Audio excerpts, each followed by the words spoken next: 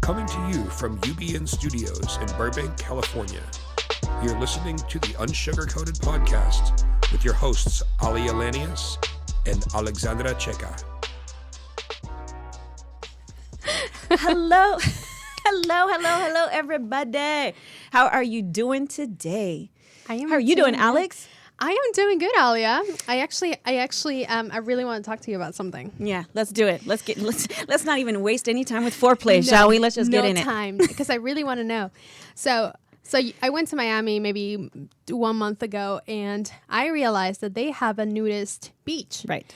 And the idea of laying there naked with some rosé really crossed my mind, and it was like heaven to me.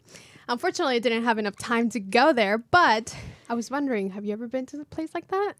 Well, as you know, we have. We were talking about this, and I love it. I know. Look, so you have to tell the audience when I did share with you my experience going. I was in Ibiza a couple years, and I actually did sunbathe topless, and you were like...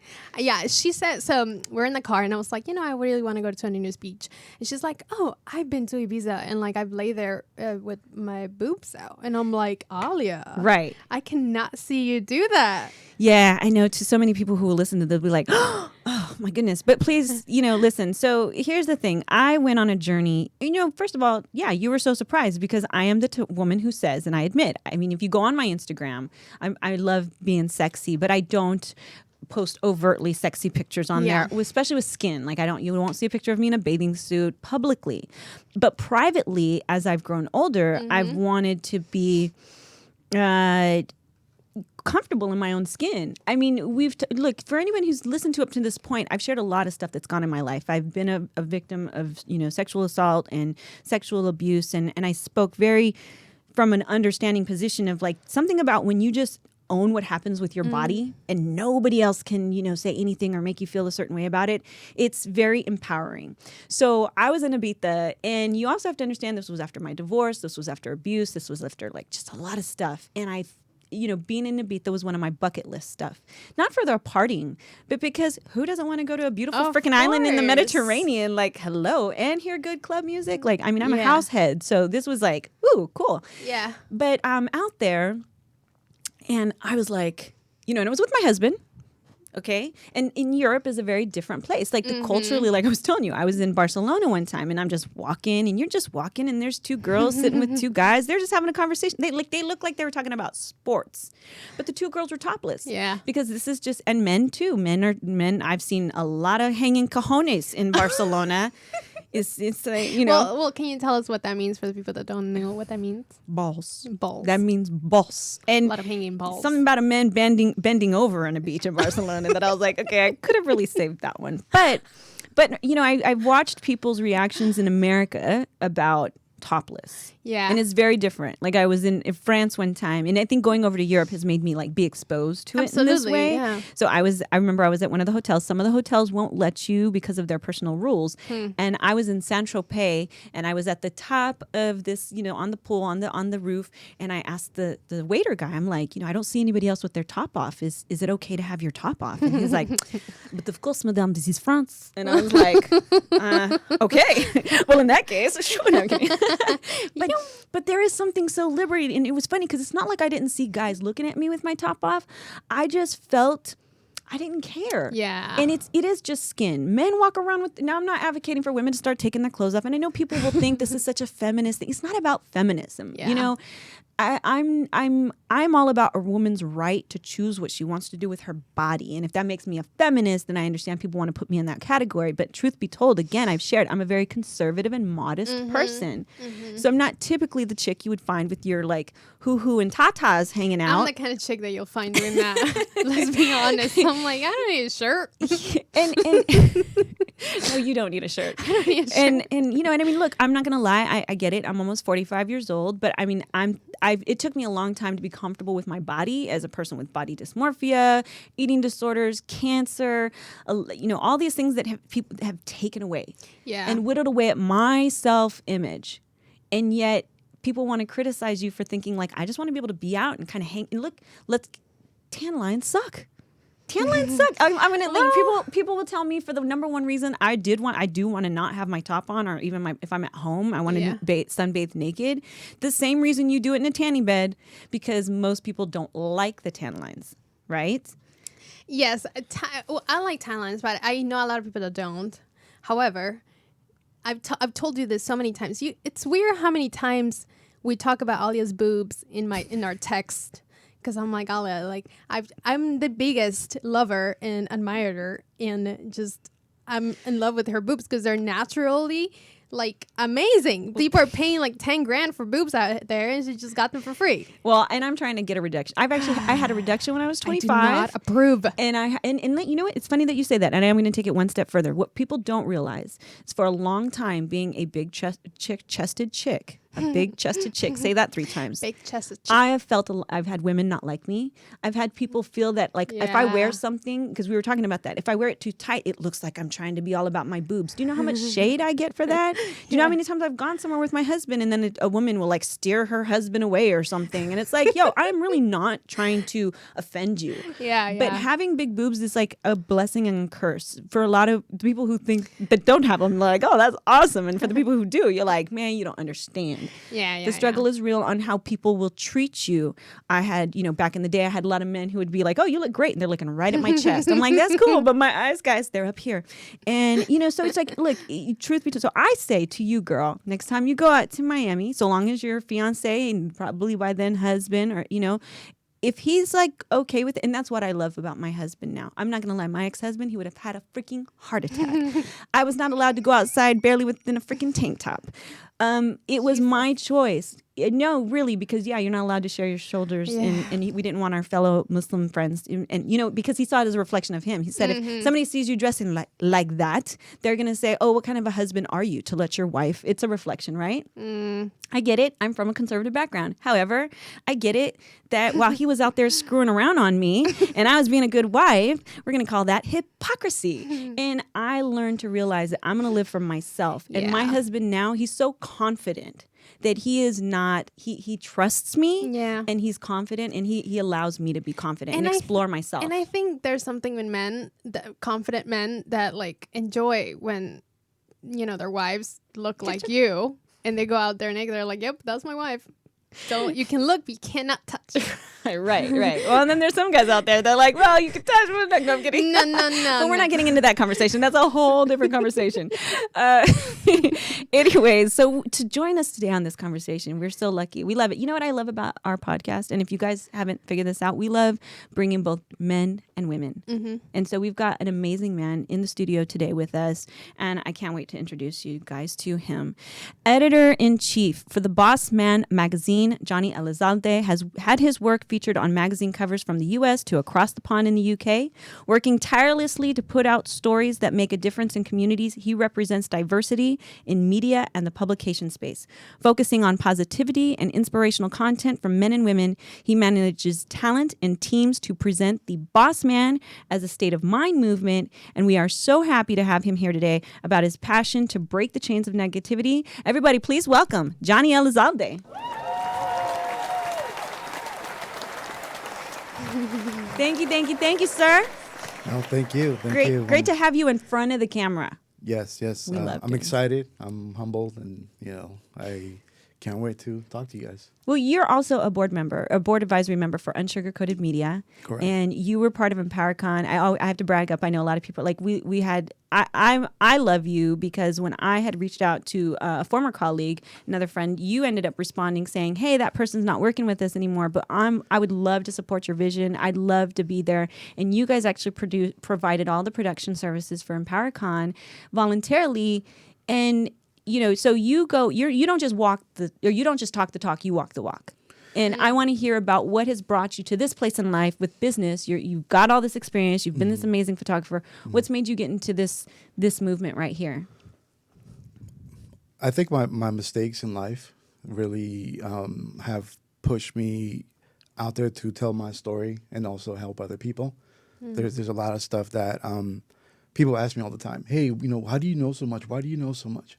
My answer to that is no, I don't know. It's really the mistakes that I've done that I'm trying to help you with so that you don't make that same mistake. So it's really about my life. It's a reflection of what I've been through, the mistakes that I've done, and making sure that anyone that's in front of me, or any, our audience can really learn from that. Sure. And So let's step back. So your story. So where did you grow up? grew up in Long Beach. Okay. So actually, I was born in Mexico, came to the States when I was about 11 years old. So there was a little bit of struggle with, language barrier. Sure. Coming in at 11 years old, I already knew Spanish and, had gone to school and stuff like that. So coming in here, to a big country, where I come from, it was a small town. I mean, they still had cobblestone roads, adobe houses and stuff like that. So coming into a big city, it was like, what's going on here? Right. A culture shock too, I'm sure. Exactly. And then on top of that, just having to learn the culture and, the language and all that stuff. So, but it didn't, I didn't let it bother me. I knew that my number one thing was to learn the language. And once I did that, I kind of became, part of the man of the house. My dad had 3 jobs to work and support us. And I was the one at home, making the phone calls. If we went to the store, there was a language barrier between my parents and myself. So I was the one calling Edison to question or to You're the ask translator. for an extension, because we couldn't afford the bill. So stuff like that I had to, grow up and just learn that. And it did help when I got older because that pressure that I had as a kid, by the time I was 18, 19 with, all the different challenges that were hitting me in life, I felt I was ready. It wasn't easy, but I already knew that, I've been knowing about adult life for a while. Yeah, exactly. That's amazing. And- High five. Yeah. Former ESL student myself. Oh, yeah. And ESL, I'm going to have to share a very vulnerable... English as a second language. Yeah. So I have to share a vulnerable story, and I'm saying this for the audience, for the people out there, okay? Because, people, and you guys are going to be shocked at this story. Maybe you've heard it, but, because people know me now, and they knew the person now. And it's not that I was, a jerk in my past life necessarily, but I mean, I was a kid and I was stupid, and there are things that you don't know. And I grew up in Napa, and I grew up with a family that spoke English very well, of course. And I remember being in 7th grade, and so my middle school was 7th and 8th grade, and 7th, had the ESL, and I went to 8th grade, and I was getting off the bus, and I was getting off the school bus, and this kid, I'm like, kind of like in 8th grade, I had this change. I was more social, and I'm turning around and I see this kid, and I'm telling everybody on the bus, bye, have a great day, and he looks at me and he's like, you don't know who I am, do you? You don't recognize me, do you? And I'm like, no.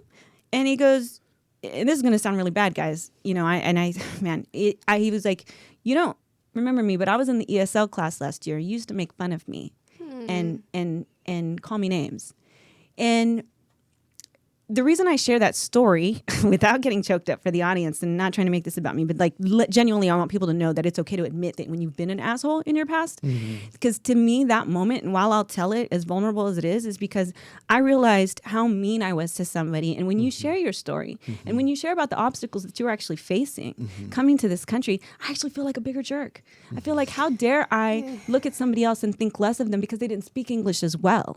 I've now since grown up and learned that the founding fathers spoke more than one language. And I just don't, I'm sorry, I had to take a moment because when you both, I value that now and I respect it. And I think what so for other people that have this, you're, ESL or you don't speak English that well, take a chill pill on that. That's not, you don't understand what that means. And maybe you don't want to, but at the same token, empathy goes a long way. And I developed empathy that day. And I just and I became drastically different. So I was glad in that moment I can share that I was nicer to him, and I started but it was such a slap in the face moment to realize how horrible I had been. Yeah, it does play a big factor for me that I can share, and I don't think I've ever shared this with anybody. But being in middle school, being in high school, there was a lot of Latino people or Hispanic people that would make fun of me. That I all I was doing is trying to pronunciate, try to communicate, and practice. Right. And they would kind of push me away or make fun of it and whatever I was saying. So I actually found comfort in playing football. In that sport I had never played, but it was more so because of the people that I was dealing with. A lot there was a lot of Black and Samoan, Pacific Islander, and that's who kind of took me on. Right. They knew that I was struggle. They knew that if I said something wrong, they would be like, no, look, do it this way. And they would take the time to sit there, and this is my football team at that time, and teach me. Right. And I did develop a little bit of resentment towards, my people, down the road. I didn't want to be associated. Not that I wouldn't claim who I was. I'm always, will always, be proud of being Mexican.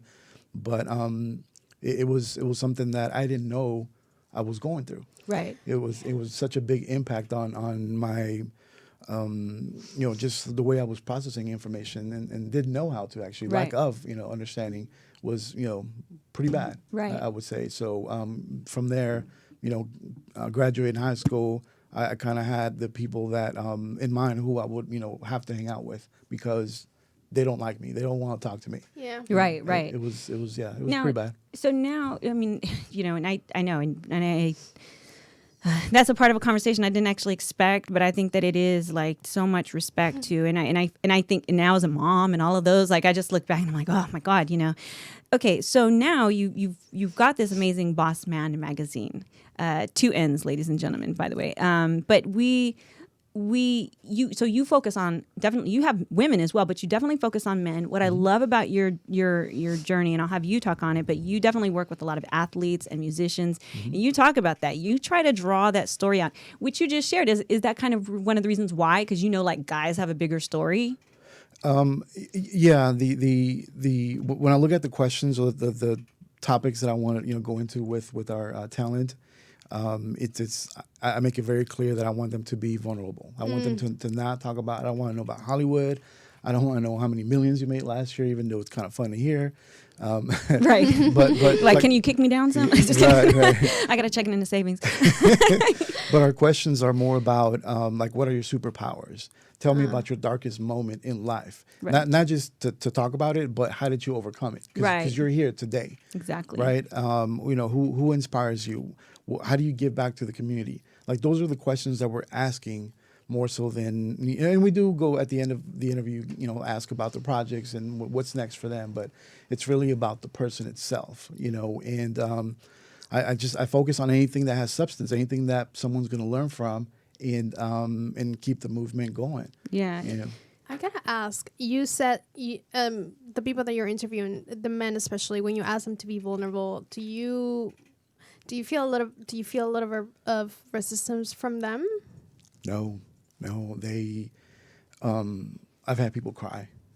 I have people that choked up in going over a subject that maybe, it had been a while since they talked about it. Right. We've had people that gave us a testimony for the first time because they really believed in the movement. They believed in, what I share about myself. And it created a safety net, I guess you can say, where they felt comfortable in really talking about their life. Right. Ty Edwards, shout out to Ty Edwards, amazing actor. He's on, I think, Sister, BET show with Tyler Perry. If you go and look at his story, it's amazing. And I've never had anyone come back and say, no, I'm not comfortable with that. Right. That's right. so refreshing to And, hear. we'll have our audience know. I mean, what's cool, your publication is app-based, so you don't have to actually go to the store and get it. I mean, you can order a print edition, but you can... Print on demand. But yeah, it's print on demand. But what I like is just the ease of it being on your iPad or your phone. But your articles range from mental fitness to men fighting human trafficking and substance abuse to coping with mass shootings. You really take a stab at different things, and you do this while also managing a team. I think we have a photo, like I know I'd put them before. You have teams that you work with, so you don't just manage the talent. You got these crews, you've got makeup artists and other photographers and videographers. You're managing all this, and yet you're finding this calmness in the storm to draw out these incredible stories. Tell me what that experience is. How do you do that? It's definitely been a blessing to have all these resources, all these people willing to help contribute to the movement. It's how do I do it? I couldn't give you an answer, to be honest with you. Every day I put in the work. Every day the emails, the phone calls, reaching out to different people. A lot of times today we're at a point where people are coming to us. Right. The first year was very rough, knocking on doors, emails that went unanswered. phone calls being ignored or sent to voicemail. You can tell right away when someone's, sending you a voicemail.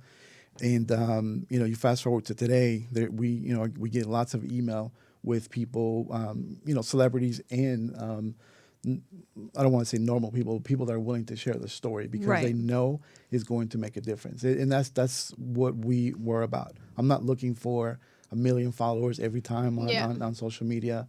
I think November issue, Closet Junkie, awesome designer who's battling with stage 4 breast cancer. And that was an amazing story.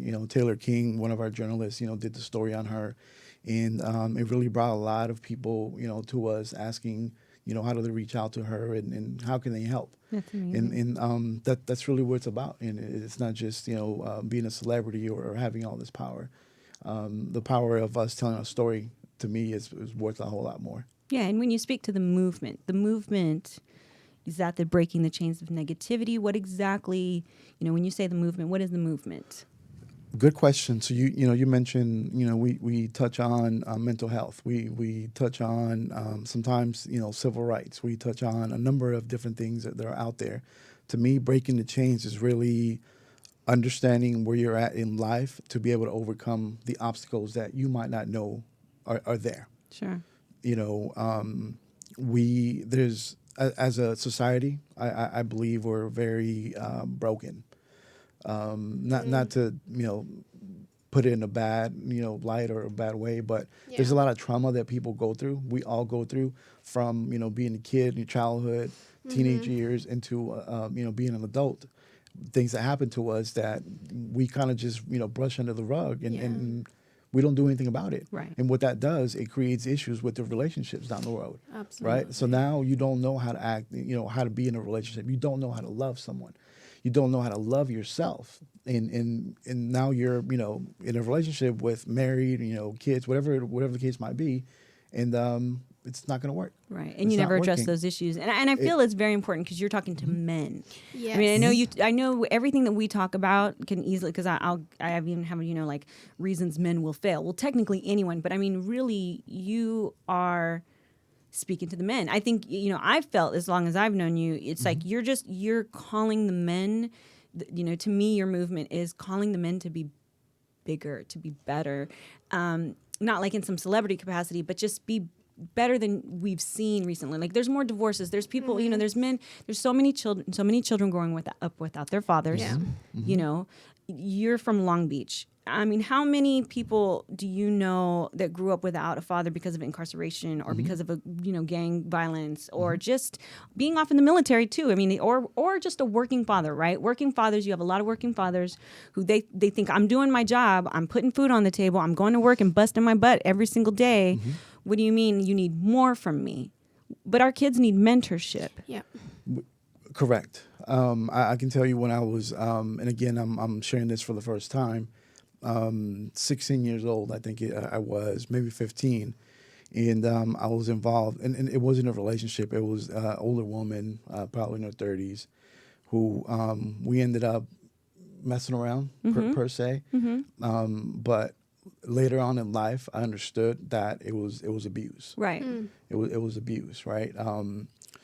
That really set the tone for the rest of, or for the next 10, 15 years in life for me, where I didn't know, my expectations were different, dating someone that was 18 years old, 19 years old.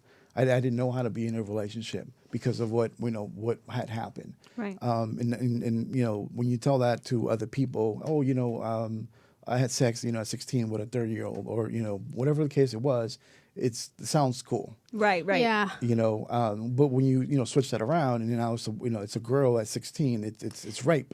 Right. Yeah. Right. It's abuse. I never saw it that way. Right. Until I got older and I went to therapy and I was forced to realize that it really messed me up.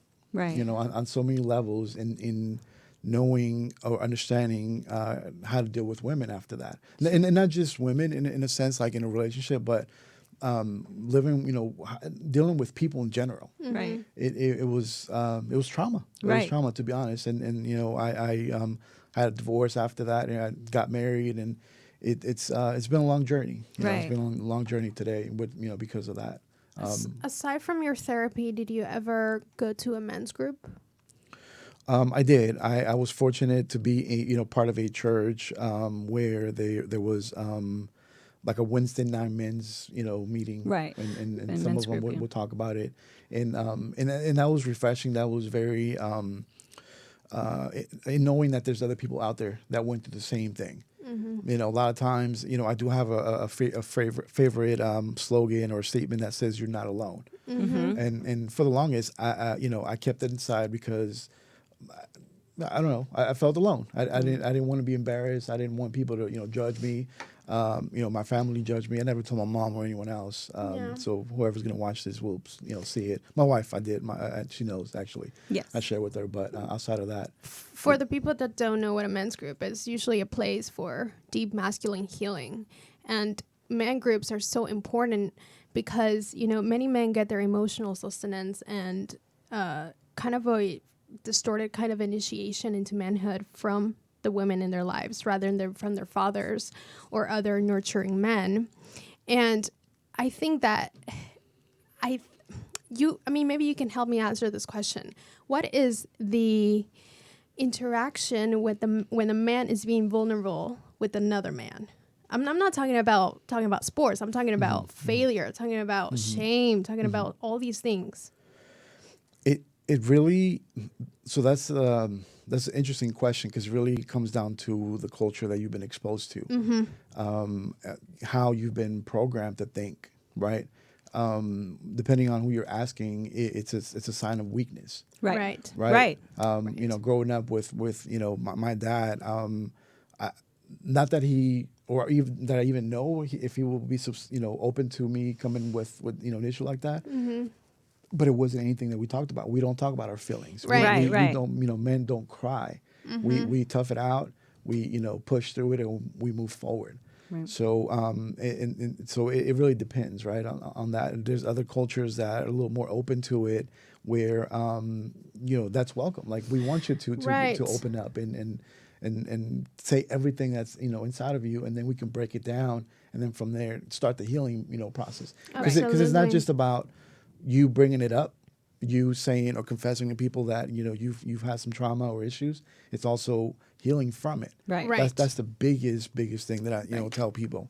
You have to heal from that. Because once I realized what had happened, at 15, 16 years old, the healing process didn't start right away. Right. And that doesn't help you. It's half the battle, I would say. Right. I wanted to also say, when you talk about not being able to come to your dad, right? There is an amazing, your culture playing a huge role on how you express yourself.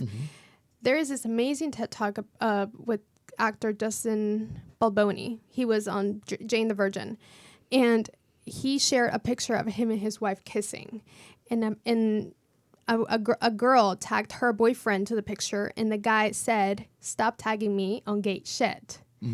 The guy, Justin, then sent a DM to the guy. He said, "Listen, I'm here. I'm running an experiment, and I need to understand why you think me showing affection with my wife is gay shit." Right. And the man says, "Listen, I appreciate that you come to me. I grew up in a really Middle Eastern home where feelings are not shown, where I never learned how to put my feelings into words. And when I did, people thought I was stupid. My brothers bullied me when I ever said, like, I love you, Mom. They're like, oh, really? You love Mom? Oh, you're like, Mom's little pet." And so that people don't understand that men, it's not like they're cold and they don't have feelings. Is that sometimes they weren't taught to show it. Right. Yeah, exactly. I know. My ex-husband, I remember when it was like, can we go to therapy? Because I knew that there were issues. And it was like, if I got to go to therapy, we don't need to be married anymore. You know, and any time that you go into a situation where you're sharing your feelings or communication, it's like, why do we have to talk about this? It's a taboo. It is. To talk about therapy. Like, you don't need to go to therapy. Like, that's for crazy people. Right. Right. So there's a lot of that going on. And And just to clarify, with my dad, I think you said it earlier. I don't feel that he did anything wrong. Right. He just didn't know better. Right. That's how I feel. He wasn't, taught any different than how I am today with my kids, where, I'm very affectionate. And there's an I love you every single day, multiple times a day, hugs and really to show them that. And maybe, I'm overdoing it because I didn't, have that. But it's, I'm breaking the chains. Exactly. That's right? what I'm breaking you're the breaking chains the chains. because I want it to be just different. Because you to be can't. different. Kids learn what they live. Yeah. You learn people. Monkey see, monkey do, and I wrote about that in my first book. Where I wrote about being at the end of a toxic marriage and then giving myself permission to move forward. But like, it's you just can't. I mean, like you said, these are not things you can just sweep under the rug. And your kids will not grow up to do what you say. They will grow up to do what you did. So you can't tell them, grow up and look for a healthy relationship if they don't even know what one looks like. They don't, Yeah. exactly. And so it's very important for you to inspire men to be more vulnerable and also to be more business minded. Look, I don't know, what do you, I have a couple, knowing reasons men will fail. So you're a businessman. You talked about getting up, knocking on those doors. What, in your opinion, for men, what do you see sometimes as the reason they're not succeeding the way that they want to? I would say two things. Not doing the research, not educating yourself on what you're trying to do. Right. And then on top of that, I think the biggest reason is not knowing your purpose. A lot of times you get ideas from people to start a business and you go off of what they said and it sounded good, right? And you maybe, had the resources for it. So you went ahead with it, but you didn't do your research. I get that a lot with, models and just, companies wanting to advertise with us. They come to me and they say, hey, look, we're willing to advertise with you. Where the price is, this and that. We negotiate. We get down to, okay, so where's your ad? Where's your file that I can publish? I don't have one. So so what do you want to advertise? My business. Oh, okay. So you want us to create something for you that's professionally looking, that is going to be in print format, that you're going to be able to use for other businesses outside of Bossmann. And I go into, really helping them out on what that looks like. Right. Because so many people come to me and they want to do this, but they don't know how. They never even thought about that. Sure. They figure, okay, I'm going to go and give you, money and you do the rest. I have no problem doing that. But again, you need to know these things because it's going to be more expensive. Every time you go somewhere else for someone to do, that piece, the portion of having a file ready. Right. Models, same thing, right? How do I get published? How do I get on, on a magazine?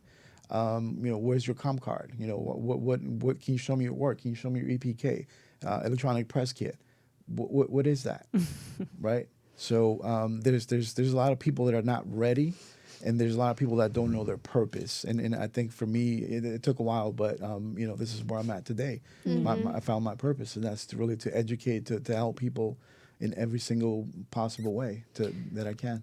When was that moment that you decided, publication, magazine, media is where I'm good at, what I want to do? Good question. So I started as a photographer about 5 years ago. I'll be honest with you, since I just shared, about not being ready. I was looking for tax breaks.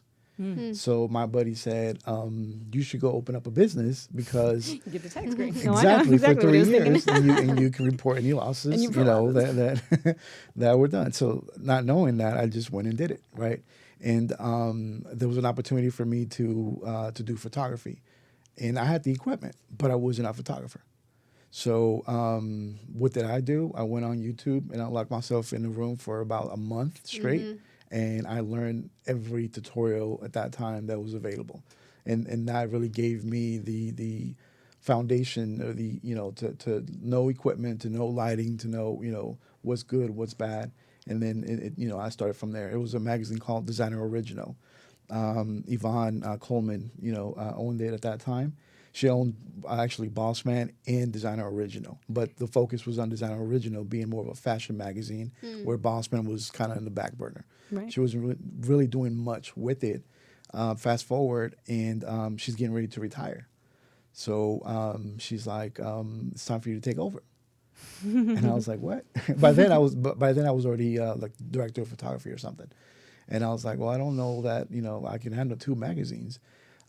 She gave me some time, thought about it, and I felt that Bossman will go great with helping people. I think it's a catchy phrase. It's got a really high ceiling. Everybody wants to be a boss. Yeah.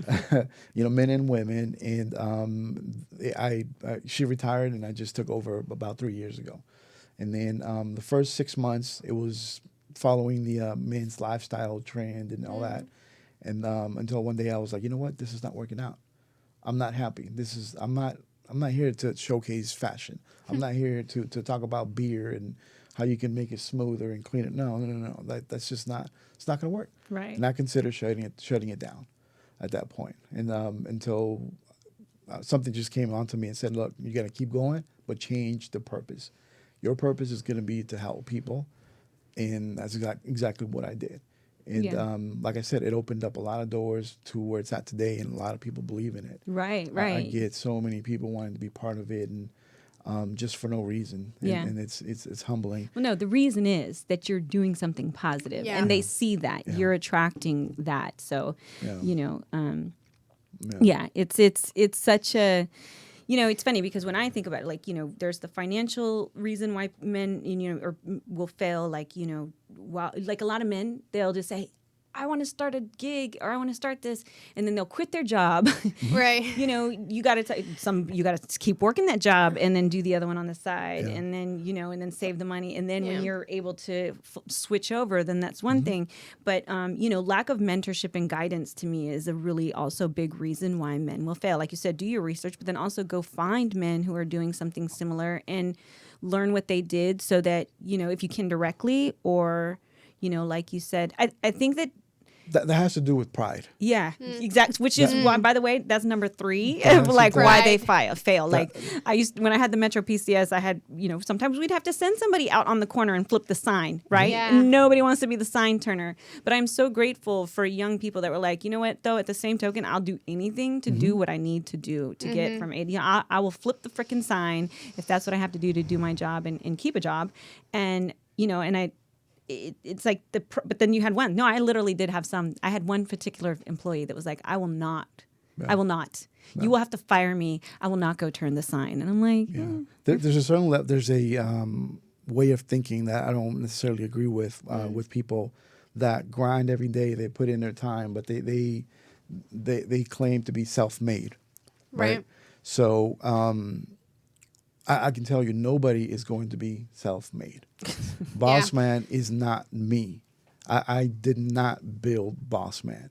I brought people together that gave us the stories, people that put, the production together, the makeup artists, the journalists, the, other, photographers and video people and stuff like that.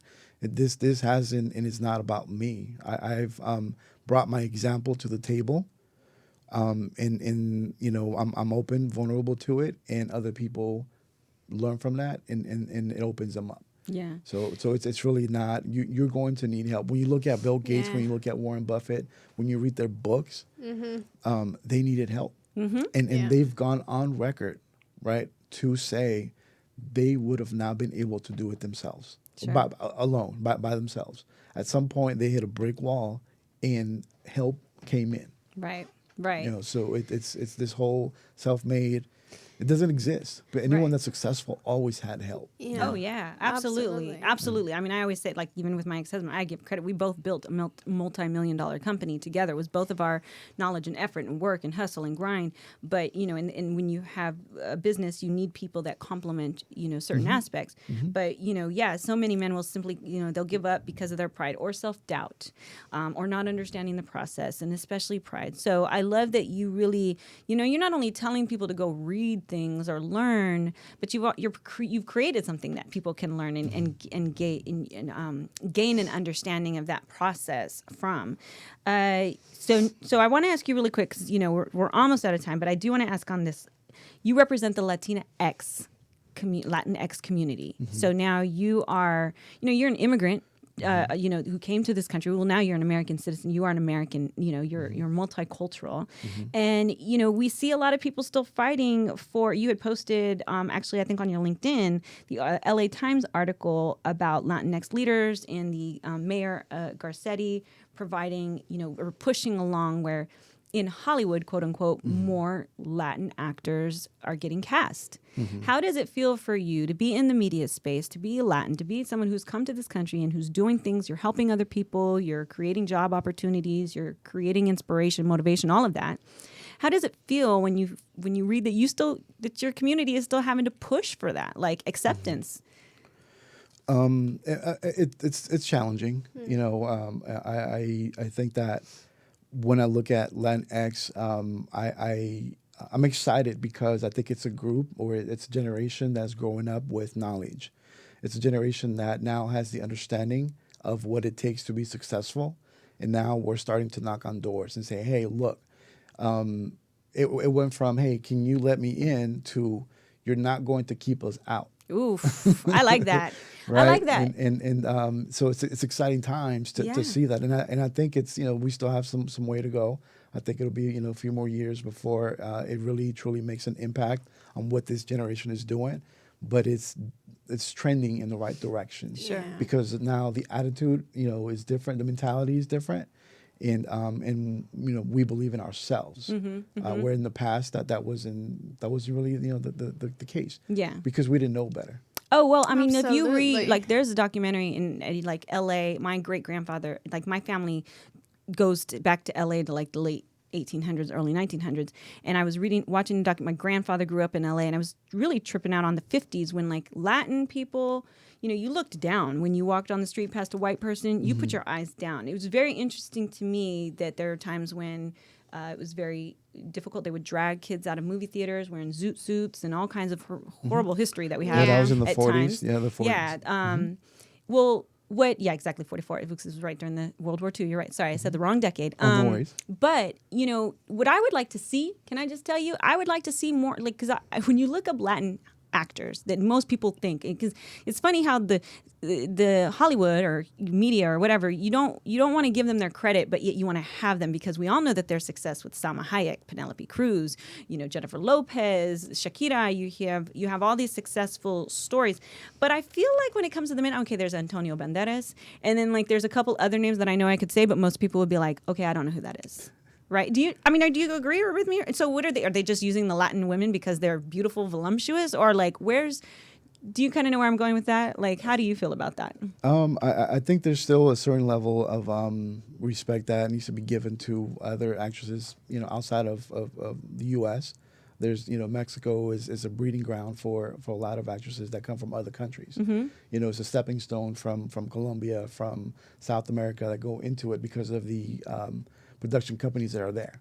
I think that there's so many talented women and men out there that do not get the credit today that they deserve from Hollywood or some of these bigger name or bigger TV channels or whatever you want to call it. So you know what? It's also really important.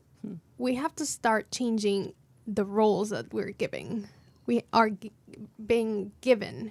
Because we don't just clean houses, we don't have super strong accents, we're not we don't have huge hips and huge boobs all the time. We're normal people, right? J-Lo did an amazing part where she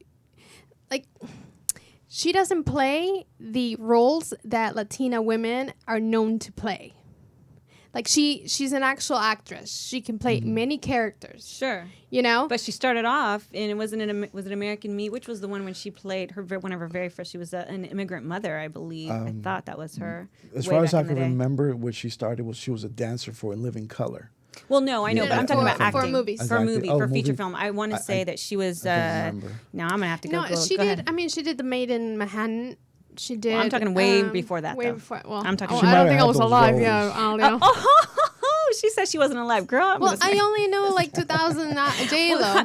But Give me a break. But I think that when we look at Tyler Perry, he is the standard of how to break the chains. Yes. Yes. When you look at Tyler Perry and what he's done, the studio, I might misquote this or speak on it, but doesn't he have the largest studio in the world? Right, now he production does. Studio Now in he the does. world in Atlanta or outside of Atlanta.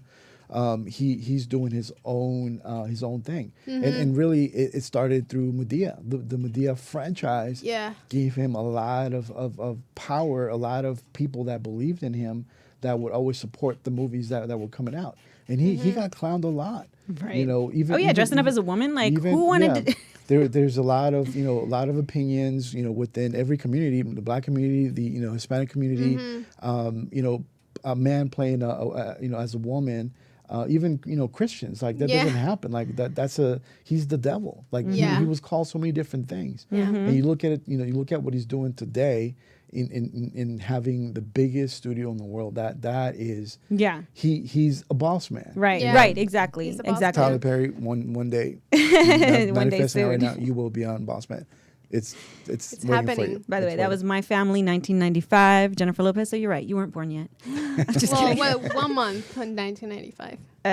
May 1995. You were not born. No, wait, I was What's 4 your months birth- old. You're 4 months old. Oh, wow. Dang it! I just aged myself. I was out of high school already. January. January Yeah. 1995. What Yeah. day? 19. Oh my gosh. What's Well, yours? I'm in August 10th. August 10th. Yeah, so my daughter's August 5th. My wife is August 6th. Ashton's August 7th. Wow. Jaden is August 9th. Wow. And I'm August 10th. They're Well, only we know what you were doing August. 9 months before that. A lot. It was, what month is that? Because you need to do. Anyway, all right. Listen, we're gonna do a rapid fire really quick. Okay, so whatever comes to your mind first. A movie that makes you cry every time. Ooh. Pass. I get it. I did two on mine. What is the craziest, most out of character thing you have ever done? Craziest most. Defend people in public when I feel that there's an injustice happening, whether it's at the store, grocery store, movies. Because you're a quiet guy. Yeah, you're a quiet guy. I can see that. I will go battle and fight for you if it's wrong. Hell yeah. If you knew you could not fail, what would you do? If I knew I would not fail, what would I do? Start the biggest nonprofit in the world that will focus on mental health. Amen. All right. What is something no one knows about you? Well, two things. You told him already. He already shares so did it. many He things. already did it. No one knows about me. I'm 220 pounds. There you go. Have you ever licked your plate? Yes, only at my parents' house. My mom's cooking. What plate is it? Number of things. Tacos. That's number funny. of things. Oh my God. Well, thank you for playing along. All right. Why don't you tell our listening audience where they can find you on IG or support your magazine? Sure. So we can be found at the Instagram, the Bossmann Magazine, Twitter, Bossman N Mag MAG, Facebook, same thing, the Bossmann Magazine. My personal Instagram can be found, or it's the Bossman Media, again, N.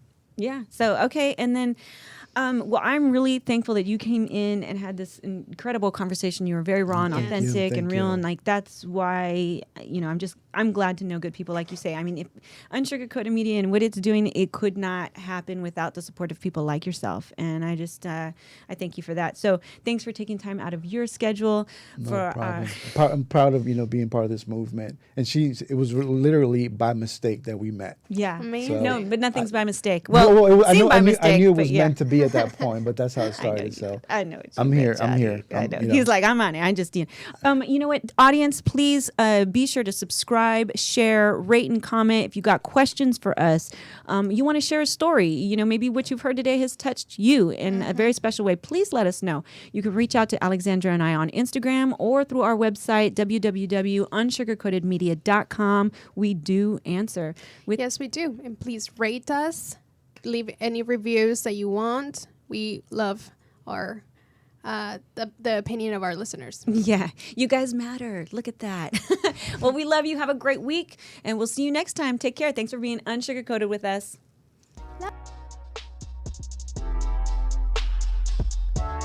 You've been listening to the Unsugarcoated Podcast with your hosts, Aalia and Alexandra Checa.